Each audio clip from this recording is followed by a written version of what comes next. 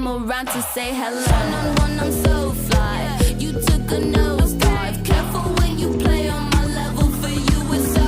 Hey, hello. Motorola Razr 50 Ultra. Flip the script. Hello Moto. जनाब आप अपना media, अपना पाकिस्तान का सोशल मीडिया देख लीजिए। शायद आप सोशल मीडिया की शायद आप देख नहीं पा रहे, वहां बिजली आती है कि नहीं मुझे पता नहीं, वाईफाई है कि नहीं पता नहीं मुझे, पर आप जरा देख लीजिए। मेजर गौरव आर्या, इन्हें जरा बता दीजिए कि ये जो डिसइंफॉर्मेशन है ये कौन कर रहा है और कैसे। देखिए, दो चीजें हैं। नाविका, पहली बात तो थैंक यू वेरी मच, आपने शो पे इनवाइट करा मुझे। दो तीन बातें हैं जो ये कहते हैं कि इंडिया ने खुद करवा दिया। अगर इंडिया ने खुद करवा दिया तो फिर पाकिस्तान को ये बोलना नहीं चाहिए कि हम लोग न्यूट्रल पार्टी से इन्वेस्टिगेट करवाएंगे। छोड़िए ना, इंडिया ने खुद करवा दिया, तुम्हारी को क्या फर्क पड़ता है। दूसरी चीज, अमेरिका, सर आप जब बोल रहे थे मैंने बीच में नहीं बोला। Please extend the same courtesy sir. मैं बड़े इज्जत से आपसे बोल रहा हूं, मैं चुप हो जाऊंगा फिर आप बोल लीजिएगा। Thank you very much sir. देखिए, दूसरी चीज ये है कि अमेरिका से अभी बयान आया है कि भाई आप कंडेम करिए। अमेरिका ने फॉर्मली बोला है पाकिस्तान की सरकार को कि आप कंडेम करिए पहलगाम, वरना मामला हाथ से निकल जाएगा।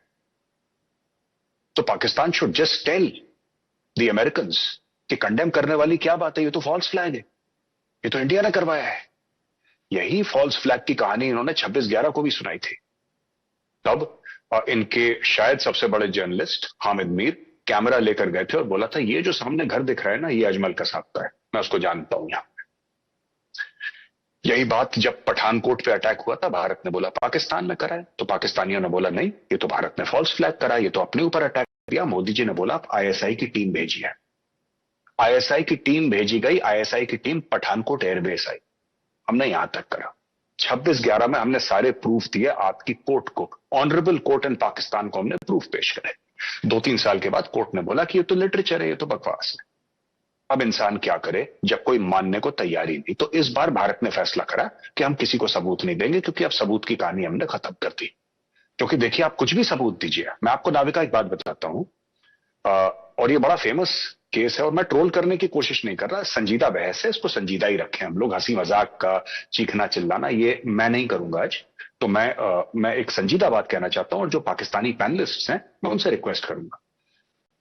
जब 1971 में जनरल नियाजी ने सरेंडर साइन करा, तो एक दिन पहले डॉन न्यूज का हेडलाइन थी कि we will fight till the end and victory is there. यानी कि जो जीत है वो बिल्कुल सामने है, हम फातिहा हैं, फतेह है, हम लोग जीतने वाले हैं, भारत को, काफिरों को मार देंगे, गिरा देंगे, ये सब। और उसके 24 घंटे के अंदर वो सरेंडर की डॉक्यूमेंट साइन करते हैं। तो मिस इन्फॉर्मेशन गौरव आर्या करता है, डिसइंफॉर्मेशन करता है। आपने जो बोला साहब, आपकी राय हो सकती है, मैं तो आपको रोक नहीं सकता कि आप अपनी राय मत बताइए, आप बता दीजिए जो आपके दिल में है। लेकिन मैं आपको ऐसे 5 और एग्जाम्पल दे सकता हूं जहां पे पाकिस्तान ने खुलेआम डिसइंफॉर्मेशन कर। आप देखिए, आपके permanent ambassador to the United Nations एक फोटोग्राफ दिखाते हैं एक पैलेस्टीनियन लड़की की, और ये कहते हैं कि पैलेट गन मारा था कश्मीर में। यूएन में हो रहा है और गौरव आर्या डिसइंफॉर्मेशन कर रहा है सर। तो मुझे ऐसा लगता है कि ये थोड़ा सा ज्यादती हुई है मेरे साथ, आपने ज्यादती करी है सब। आखिरी बात मैं ये कहना चाहता हूं कि देखिए, 2-3 पॉइंट्स हैं बड़े छोटे छोटे, 30 सेकंड में मैं खत्म कर दूंगा। पहली चीज तो ये है कि जो कश्मीर में हुआ वो बुरा हुआ। अगर पाकिस्तान सिर्फ ये कह देता कि लोग मारे गए हैं, अफसोस है, ऐसा नहीं होना चाहिए था। सिंपल सी बात है। ये नहीं कहता कि हाँ हमने कराया और हम ये करेंगे, बस अफसोस हुआ, लोग मारे गए। बात यह होती है कि जब किसी का दिल टूट रहा है, परिवार रो रहे हैं, उनकी लाशें वापस जा रही हैं, तब हंसते हुए पाकिस्तानी मिनिस्टर्स टेलीविजन पे कहते हैं कि भारत ने, देखिए साहब हमारी डेमोक्रेसी है, यहां पे किसी की औकात, और मैं बड़ी जिम्मेदारी के साथ ये वर्ड औकात इस्तेमाल कर रहा हूं, भारत के अंदर, मैं आपके लिए नहीं कह रहा, मैं इंडिया के लिए कह रहा हूं, यहां पे कोई गलत बयानी पब्लिक के सामने करे, कितना भी बड़ा आदमी हो, उसकी औकात नहीं है। यहां पे पब्लिक छील देगी खाल उसकी 2 मिनट के अंदर। कुछ समय के लिए छुप सकता है झूठ, कुछ समय के लिए। अगर हमारे गलवान में हमारे भाई वीरगति को प्राप्त हुए चाइनीज फौजों से लड़के, एक एक का नाम अगले 12 घंटे मीडिया के पास था, शक्ल के साथ, फोटोग्राफ के साथ। चाइना के तरह नहीं था सर कि चाइना ने बोला कोई मरा ही नहीं, फिर 4 साल के बाद बोले 4 मरे, 2 साल के बाद बोले 8 मरे। ऐसा नहीं होता, भारत में ये स्कोप है नहीं। हाँ, हम में कई गलतियां हैं, हमारी डेमोक्रेसी अच्छी परफेक्ट डेमोक्रेसी नहीं है, it is still work in progress. हो सकता है हमारा मुल्क इतना परफेक्ट ना हो जितना हम चाहते हैं वो बने, it is work in progress. But ये कोई प्रधानमंत्री मोदी किसी को ये नहीं बोल सकते कि तुम, वो बोलेंगे भी नहीं, लेकिन कोई ऐसा नहीं हो सकता कि तुम गलत बोलो, ये करो। ये हमारे यहाँ ये कॉन्सेप्ट है ही नहीं, हो ही नहीं सकता भारत में। पेंशनें छिन जाएंगी, लोग घर चले जाएंगे, उनके तारे निकल जाएंगे।